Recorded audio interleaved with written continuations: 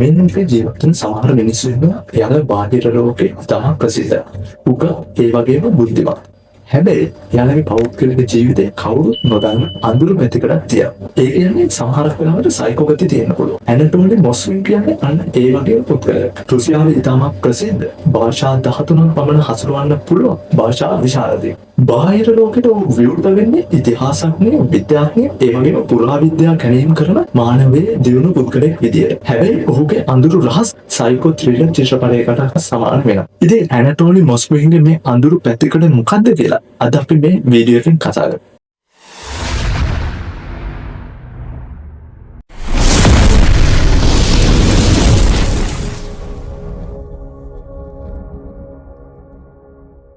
මේ කතාව දිගහැරෙන්නේ රුසියාවේ නිෂ්නි නොව්ගොරොඩ් කියන නගරේ.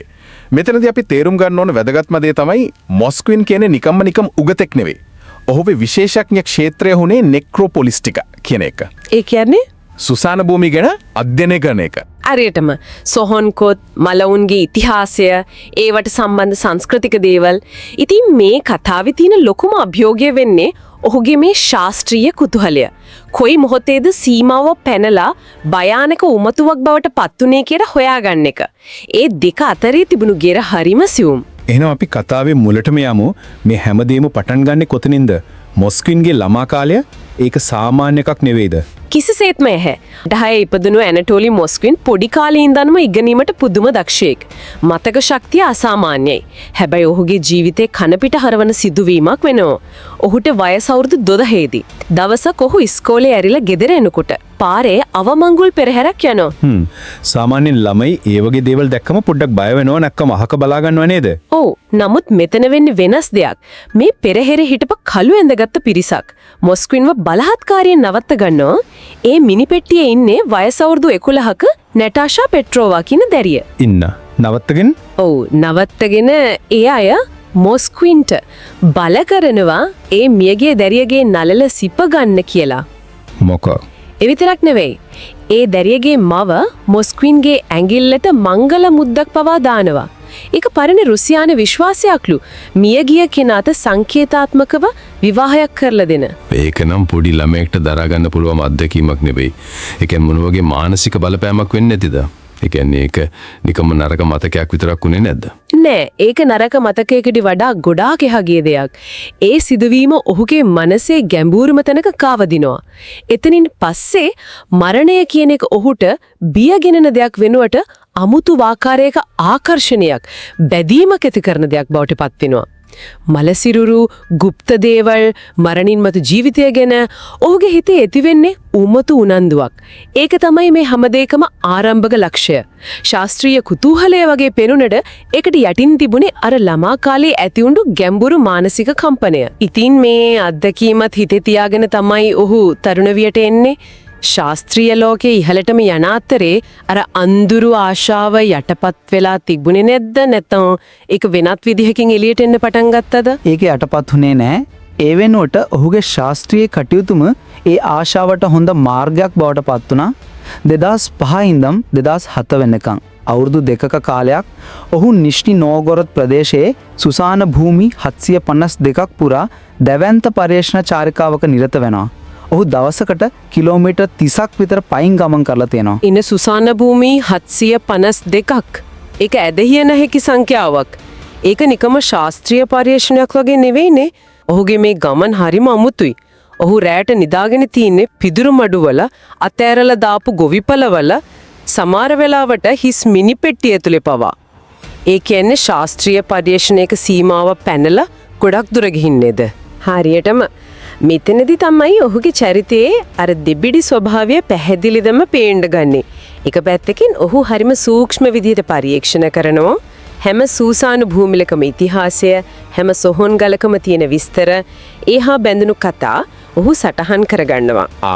පොත ලියන්න තෙන්ටලා තියෙනව නේද? ඔව්, City of the Dead කියලා.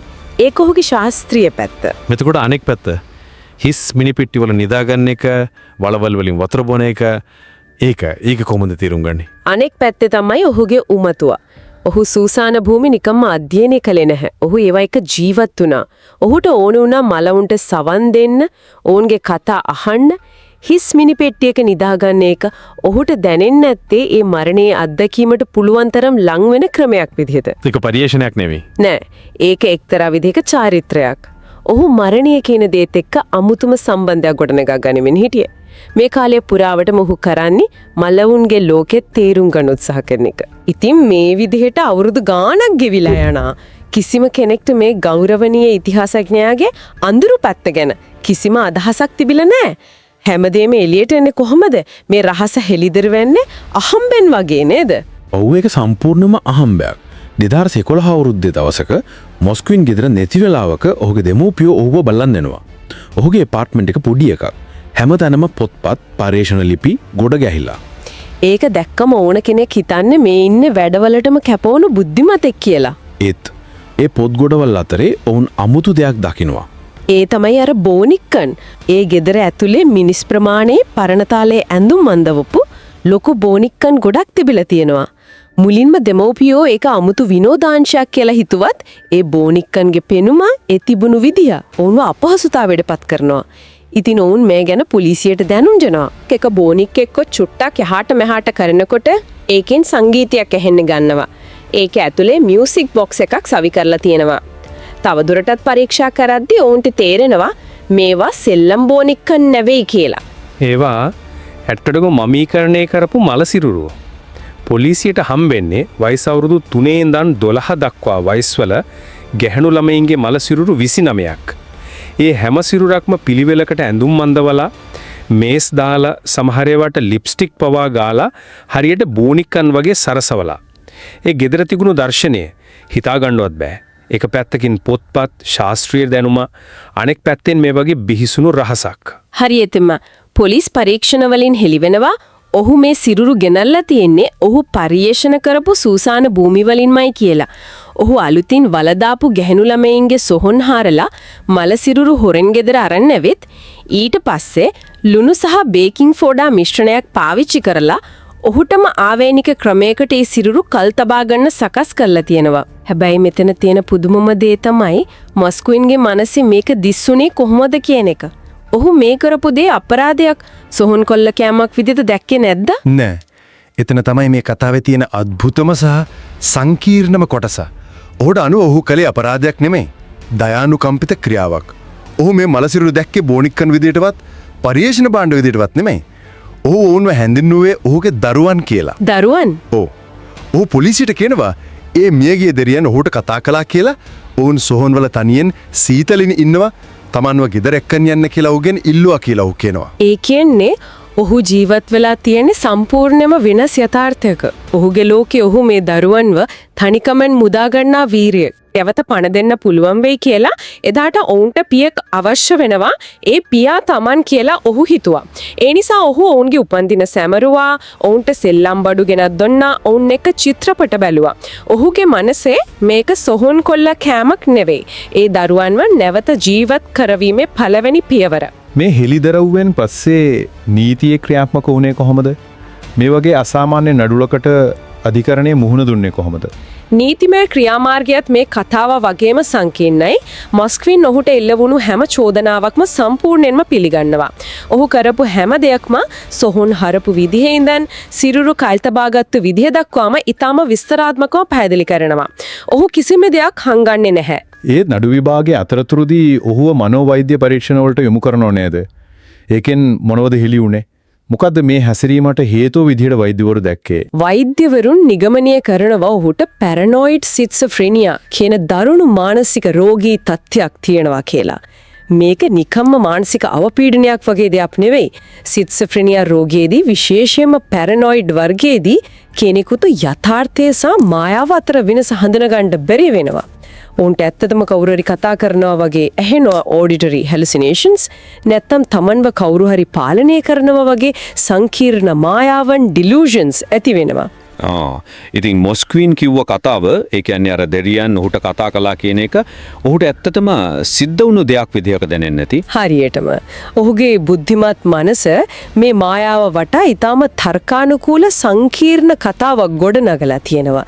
සාමාන්‍ය කෙනෙක්ට ඒක බොරුවක් කියලා පෙනුනට ඔහුගේ යථාර්ථය තුල ඒක සම්පූර්ණ ඇත්ත. මේ නිගමනයත් එක්ක අධිකරණය තීන්දුව කරනවා නඩු විභාගයකට මුහුණ දෙන්න ඔහු මානසිකව නුසුදුසු තත්වයක ඉන්නවා කියලා. ඉතින් ඔහුට දඬුවමක් ලැබුණේ නැහැ. ඒ වෙනුවට මොකද වුනේ? ඔහුව සිරගෙදරකට යව්වේ නැහැ. ඒ වෙනුවට දැඩි ආරක්ෂාවක් සහිත මානසික රෝහලක අනිවාර්ය ප්‍රතිකාර සඳහා යොමු කළා. ඔහු තවමත් සමාජයට අනතුරුදායක බව වෛද්‍යවරුන් සලකන නිසා ඔහුව නිදහස් කරන්න කියලා කරපු ඉල්ලීම් කිහිප වතාවක්ම ප්‍රතික්ෂේප වෙලා තියෙනවා. මේ සිදුවීම රුසියාවේ ලොකු කතිකාවතක් ඇති කළා. ඔහුගේ ක්‍රියාවන් හුදු නපුරුකමක්ද එහෙමත් නැත්නම් දරුණු මානසික රෝගයක අවාසනාවන්ත ප්‍රතිඵලයක්ද කියන ප්‍රශ්නය මතුවුණා. ඉතින් මේ හැම දේවකට අරගෙන බැලුවම අපි මේකෙන් තේරුම් ගන්න ඕනේ මොකක්ද? එක පැත්තකින් ඉන්නේ භාෂා ගණනාවක් දන්න ඉතිහාසය ගැන ගැඹුරු අවබෝධයක් තියෙන බුද්ධිමතෙක්. අනික් පැත්තෙන් ඉන්නේ සමාජ සම්මතයන් සම්පූර්ණයෙන්ම උල්ලංඝනය කරපු බිහිසුණු මායාවකින් මෙහෙවුණු කෙනෙක්. මේ එකිනෙකට කොහෙත්ම ගැලපෙන්නේ නැති අන්ත දෙක එකම මිනිසෙක් තුල තියෙන පුරුවන් කොහමද? මේ කතාව මානසික රෝග උමතුව සහ ශාස්ත්‍රීය කුතුහලය අතර තියෙන සීමාවන් ගැන අපේ තියෙන අවබෝධයට ලොකු අභියෝගයක් එල්ල කරනවා. ශාස්ත්‍රීය දැනුම කෙනෙක්ගේ මානසික ස්ථාවරත්වයේ මනින මිම්මක් නෙවෙයි. කෙනෙක් කොච්චර පොත්පත් කියවුවත් කොච්චර උපාධි තිබුණත් ඒකෙන් කියවෙන්නේ නැහැ ඔහුගේ මනස නිරෝගී කියලා. මොස්ක්වින්ගේ කතාවෙන් පේනවා මිනිස් මනසට කොහොමද එකිනෙකට වෙනස් ලෝක දෙකක එකවර ජීවත් වෙන්න පුළුවන් කියලා. එක ලෝකයක ඔහු ගෞරවනීය ශාස්ත්‍රඥයෙක්. අනෙක් ලෝකයේ ඔහු මලවුන්ට පණ දෙන්න උත්සාහ කරන ගැලවුම්කාරයෙක්. ඒ වගේම කෙනෙකුගේ බාහිර පෙනුමෙන්, ඔහුගේ සමාජ පිළිගැනීමෙන්, ඔහුගේ මනස ඇතුලේ සිදුවෙන දේවල් ගැන කිසිම දෙයක් කියන්න බැහැ කියන එකටත් මේක හොඳම උදාහරණයක් නේද? අනිවාර්යෙන්ම. ඒක තමයි මේකේ තියෙන භයානකම පාඩම. මොස්ක්වින් අවුරුදු ගාණක් මේ ද්විත්ව ජීවිතය ගත කරලා තියලා කිසිම කෙනෙක්ට සැකයක් ඇති නොවන විදිහට. ඒකෙන් පේනවා මිනිස් මනසේ තියෙන අතිශය සංකීර්ණ සහ සමහර වෙලාවට අඳුරු පැතිකඩවල්. මේ කතාව අවසානයේදී අපිට සිතන්නට යමක් ඉතිරි කරනවා. මොස්ක්වින්ගේ මේ බිහිසුණු ක්‍රියාමන් පිටුපස තිබුණු එක් ප්‍රධාන පෙළඹවීමක් තමයි විද්‍යාවට කවදා හරි මලවුන්ට නැවට පණ දෙන්න පුළුවන් කියන ඔහුගේ දැඩි විශ්වාසය. ඒක නිකම්ම ඔහුගේ මායාවේ කොටසක් විතරක් නෙවෙයි. ඕ ඒක අද දවසේ අපිට හිතන්න හරිම වැදගත් කරුණක්. මොස්ක්වින්ගේ ක්‍රමයේ විකෘති සහ බිහිසුණු වුණාට ඒකට යටින් තියෙන ආශාව, ඒ කියන්නේ මරණය පරාජය කිරීමේ, ආදරය කරන අයව නැවත ගෙනීමේ ආශාව මිනිස් ඉතිහාසය පුරාම තිබුණු දෙයක්. අද වෙනකොට ක්ලෝනීකරණය, ක්ලෝනින්, කෘත්‍රිම බුද්ධිය හරහා මිනිස් විඥානය ඩිජිටල් විදිහට ගබඩා කිරීම වගේ තාක්ෂණයන් ගැන අපි කතා කරනවා. ඕ මේවා යම් ආකාරයකින් මරණයට අභියෝග කරන උත්සාහයන්. ඒ කියන්නේ මොස්ක්වින්ගේ උමතුව තාක්ෂණිකව දියුණු වුණු ලෝකයක වෙනස් විදිහකින් යථාර්ථයක් වෙන්න පුළුවන් කියන එකද? ඒක තමයි මෙතන තියෙන ගැඹුරුම ප්‍රශ්නය. මරණය සහ මලවුන් නැවත ගෙනීමේ ආශාව සම්බන්ධයෙන් සමාජයක් විදිහට අපි විසින් ඇඳිය යුතු සදාචාරාත්මක සීමාවන් මොනවද? තාක්ෂණයට මිනිස් ජීවිතය සහ මරණය පාලනය කරන්න ඉඩදීමේ ප්‍රතිපාක මොනව වෙන්න පුළුවන්ද? ඇනටෝනි මොස්ක්වින්ගේ මේ අඳුරු කතාව ඔහුගේ විකෘති ලෝකය හරහා අපේ අනාගතය ගැන ඊටම වැදගත් සහ අපහසු ප්‍රශ්නයක් අපි ඉදිරියේ තබනවා.